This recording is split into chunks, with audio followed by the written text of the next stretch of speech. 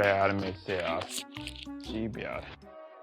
मेरा यीशु मेरे साथ हमेशा है रहता, उसके नाम से जो मैं मांगू वो देता, हाँ करता है वो। क्या कर रहे हो? ओ भाई दे दो यार, इधर रहने दो क्या हुआ? लव भाई, लेटर लिख आपके रहे हो? काम की चीज नहीं है यार। Love letter? ओ नहीं भाई, फिर क्या कर रहे हो? यार असाइनमेंट है? मेरा पोइट्री कंपटीशन है, उसके लिए पोइट्री लिख रहा हूँ। तो कुछ लिखा तुमने? सुनाओ ना। कुछ समझ ही तो नहीं आ रहा यार। इतनी सी बात, लाओ मैं तुम्हारी हेल्प करता हूँ। वैसे टॉपिक क्या है तो पीस। लाओ तुम्हें कुछ लिख के देता हूँ। ओ भाई आपकी जैसी लिखनी होती ना, कब से लिख लेता है यार। यार मैं लिखता हूँ, मतलब कभी लिखा नहीं, but I can help you with it. भाई ये जो पोइट्री है ना, वो एक लव लैंग्वेज है। पोइट्री के थ्रू आप अपनी फीलिंग्स और इमोशन एक्सप्रेस करते हो। भाई ये रैप वगैरह ना, ये कुछ पोइट्री नहीं है। बट मैं तुम्हारी एक और हेल्प कर सकता है, तो अगर तुम चाहते हो तो। वो कैसे? वो मैं ऐसे नहीं बताऊंगा, पहले मुझसे एक प्रॉमिस करना पड़ेगा। क्या भाई? क्या तू पूरा कमरा साफ करेगा पूरे वीक तक? भाई पहले वो भी मैं पहले करता और हूँ। वॉशरूम भी? वो भी कर और लूंगा। मेरे कपड़े भी? वो भी कर लूंगा यार। और अगर तुम मेरी टांगे भी दबा दो, डोंट माइंड भाई दैट। टांगे भी दबा दूंगा, सर में ऑयल भी लगा दूं। और बोलो यार। नहीं बस इतना काफी है। कल तू जा मिस जेनी के पास लाइब्रेरी में, वहां तुम्हें बहुत सारी बुक्स मिलेंगी and they can help you with your work. Oh when I am here not too fair. Good bye. अभी मुझे बहुत नींद आ रही है यार। सो जाओ।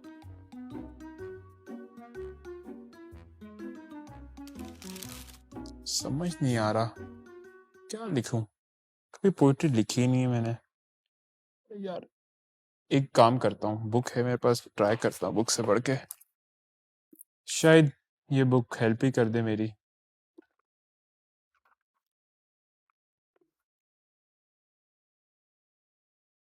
नहीं, ये बुक से भी समझ नहीं आएगा मुझे। मैं ऐसा करता हूँ, मिस जेनी की हेल्प लेता हूँ।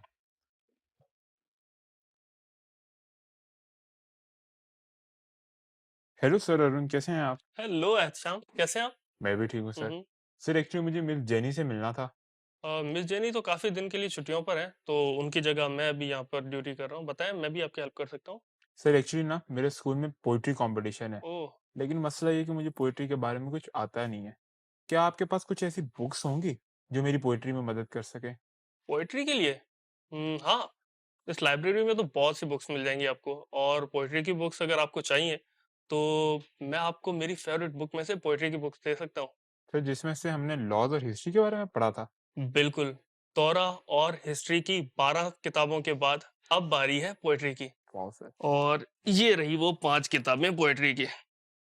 इसे ले जाओ और पढ़ो। हो सकता है ये तुम्हारे काम आ सकती हैं, लेकिन एक बात याद रखना क्या सर? कि इसको एहतराम के साथ पढ़ना है, ठीक है? और अगर किसी चीज की ना समझ आए तो मुझसे पूछ लेना। Okay sir, thank you sir. Okay. 5 किताबें। तुम कब आए? बात सभी है। शॉक हो गए ना हमें देख के। हम तभी हाँ। आए थे जब तुम सर अरुण से कुछ बुक्स ले रहे थे। ये तो तुमने बहुत अच्छा किया है। अभी हम तीनों साथ मिलकर बुक्स पढ़ेंगे। लेकिन ये बुक्स हैं किस हवाले से? यार कंपटीशन है ना स्कूल में, उसी हवाले से आया हूँ। हैं? तो कंपटीशन का बुक से क्या कनेक्शन? यार एक्चुअली वो पोइट्री कंपटीशन है, और मसला ये था कि मुझे पोइट्री लिखनी तो आती ही नहीं थी, तो इस वजह से सोचा कि कुछ मदद ले लूं बुक से। मतलब अब वैसे अब रैप शैप करेंगे फुल? नहीं यो मना ब्रो। है। शायरी किसी भी फॉर्म में की जा सकती है, सॉन्ग्स के जरिए, गजल के जरिए, और शायरी तो बोल के भी की जा सकती है। लेकिन सोचो एहतशाम रैप कर रहे हैं। नहीं यार, या मैं फिर रैप वगैरह नहीं करूंगा। यार मैं रैप वगैरह नहीं करूंगा। मैं कुछ मीनिंगफुल और थॉटफुल लिखना चाहता हूँ, जो कि मैं अपनी क्लास में प्रेजेंट कर सकूं। वैसे सर अरुण के पास भी हर हवाले से ही बुक होती है, तो बोर हो गया हूँ सर अरुण से। मैं भी सरप्राइज हो गया था जब उन्होंने बताया कि ये बुक्स 1966 बुक्स का पार्ट है, जो हमने पहले पढ़ी थी, जिसमें हमने लॉज और हिस्ट्री के बारे में पढ़ा है। बाइबल की हिस्टोरिकल बुक्स पढ़ने के बाद तो मेरा भी हिस्ट्री में इंटरेस्ट बढ़ गया है। हाँ सेम, मैंने भी इसके हवाले से बहुत कुछ सीखा। बहुत इम्पोर्टेंट था ये मेरे लिए। इसीलिए मैंने भी सोचा कि बुक से कुछ हेल्प ले लूं। तो फिर देख लेते हैं इन बुक्स में भी क्या है। अयूब, जबूर, इमसाल, वाइज और गजलुल गजलात। इस वैसे मैं पढ़ रहा था, इन बुक्स के अंदर सिर्फ शायरी नहीं, बल्कि विजडम की बातें हैं। ह्यूमन स्ट्रगल के बारे में लोगों के एक्सपीरियंसेस बताए गए हैं। तो चलो इसी बुक से शुरू करते हैं, जो है जोब यानी अयूब की किताब। जो हजारों साल पहले लिखी गई थी, चौथी और सातवीं सदी के दौरान। चौथी और सातवीं सदी के दौरान यानी कबले मसीह। कबले मसीह? कबले मसीह यानी बिफोर क्राइस्ट। अय्यूब की किताब खुदा के इंसाफ और दुनियावी तकलीफों पर सवाल उठाती है। अय्यूब खुदा को इस बात का इल्जाम देता है कि खुदा ने उसके साथ नाइंसाफी की है। खुदा ने नाइंसाफी की है? हाँ, वो इसी नाइंसाफी को समझने के लिए खुदा को पुकारता है और इस बात की एक्सप्लेनेशन मांगता है। अय्यूब खुदा की राह पे चलने वाला एक रासपास शख्स था। उसकी जिंदगी में ये सवाल तब उठे जब उसकी जिंदगी में आजमाइशें और परेशानियां आई। वैसे भी हम हमेशा परेशानियों में खुदा को ब्लेम करते हैं। अय्यूब ने बहुत सख्त मुसीबत का सामना किया। उसके सब बच्चे मर गए, यहाँ तक कि उसकी सब दौलत भी छिन गई और वो खुद भी कोढ़ की बीमारी में मुब्तला हो गया था। लेकिन अय्यूब जानता था कि ये सब शैतान का प्लान है, कि शैतान उसे मुसीबतों में डाले और अय्यूब खुदा से सवाल करे। यार वैसे ना मैं अय्यूब का ईमान देख के ना हैरान हो गया हूँ। इतनी तकलीफों में भी लेकिन उसका खुदा से भरोसा नहीं हटा। उसने बहुत तकलीफें बर्दाश्त की शाम, यहाँ तक कि उसके सब दोस्त भी उसे छोड़कर चले गए और खुदा को बुरा भला कहने लगे। लेकिन अय्यूब जानता था कि कभी ना कभी उसको उसकी रासबाजी का अंजाम जरूर मिलेगा। भले उसको उसके सब सवालों के जवाब तो नहीं मिले, लेकिन खुदा ने उसको पहले से ज्यादा बरकत दी और उसका नाम और बुलंद कर दिया। बल्कि बीमारी में भी उसने यही कहा था कि खुदावन तेरा शुक्र हो कि तूने मेरी रूह को सलामत रखा। कितनी अमेजिंग बात है ना ये। हमें भी तो यही सिखाया जाता है ना, कि हर हाल में हमें खुदा का शुक्र अदा करना है। हम्म वैसे I am so grateful for my family, good health और फूड। और मेरे और मिकल जैसे दोस्तों के लिए भी। चलो चलो अभी और भी बुक्स पढ़नी है। हाँ, और अय्यूब के बाद आती है जबूर की किताब। तुम्हें पता है जबूर शायरी की तमाम किताबों में से सबसे लंबी किताब है और पुराने अहदनामे में भी सबसे कीमती मानी जाती है। जबूर पढ़ने के जरिए हम अपनी शुक्रगुजारियां, दुआएं, मुनाजातें खुदावन के हजूर लेकर आते हैं। वैसे तुम्हें पता है पोइट्री को ओल्डेस्ट फॉर्म माना जाता है लिटरेचर का। मैंने तो अपनी नोटबुक निकाल ली है, क्या पता 2-3 लाइनें ही आ जाए।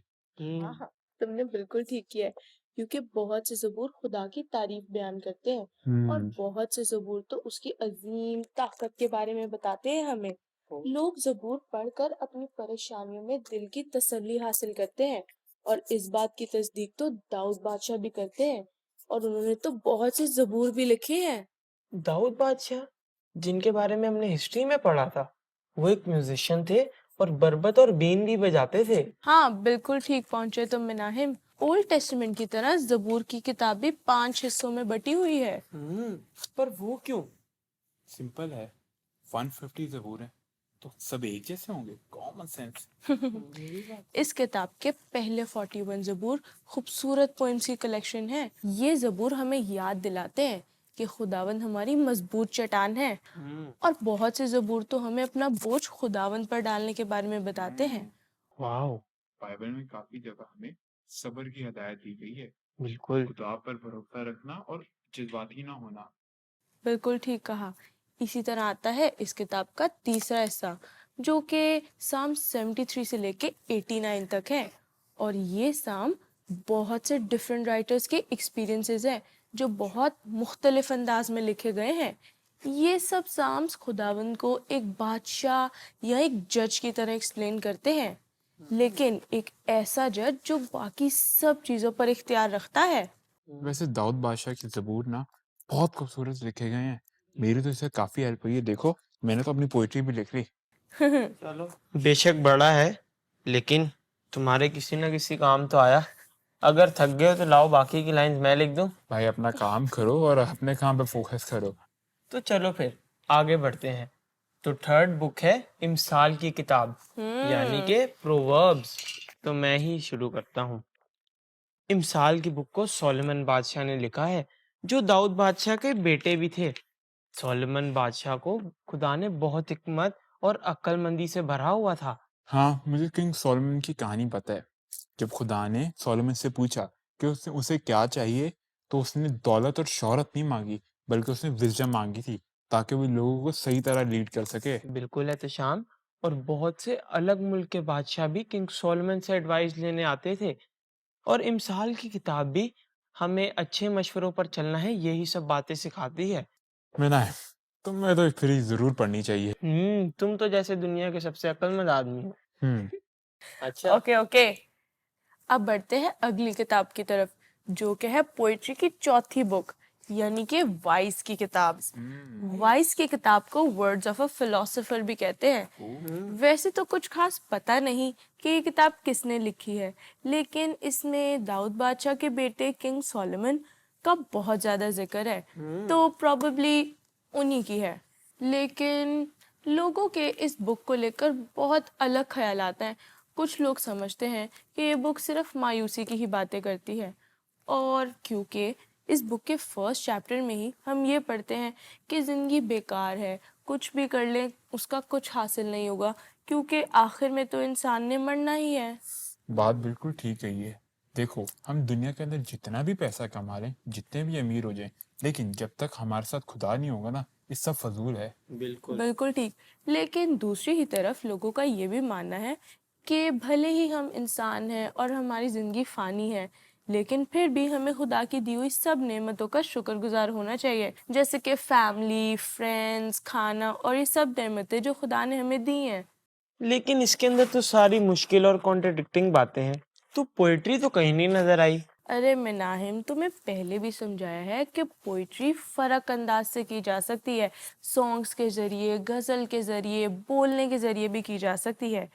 Okay, but I still don't get it. But we do.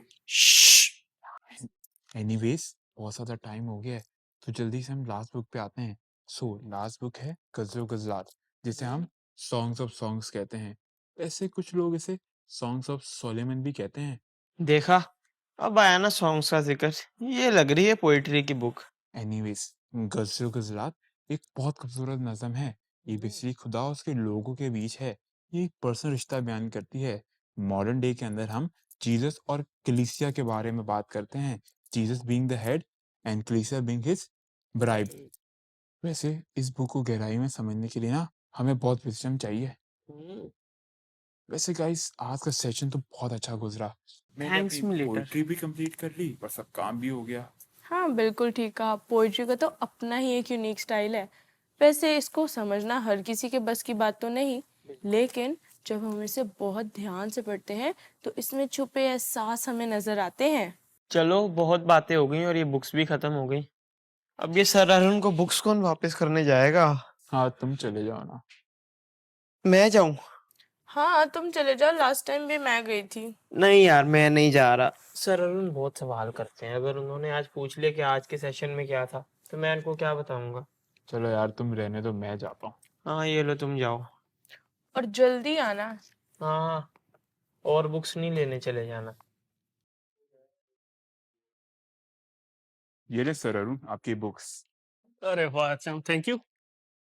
और मुझे पूरा यकीन है कि तुमने अपनी शायरी को इससे कंप्लीट कर लिया होगा। बिल्कुल सही कहा सर आपने। मैंने अपनी पोइट्री लिख ली है। और सर वैसे कल एक पोइट्री कंपटीशन है मेरा। अरे वाह, all the best for your competition. चलें, ठीक है sir. Okay okay, bye bye. चले। कितने सवाल पूछे सर अरुण ने फिर?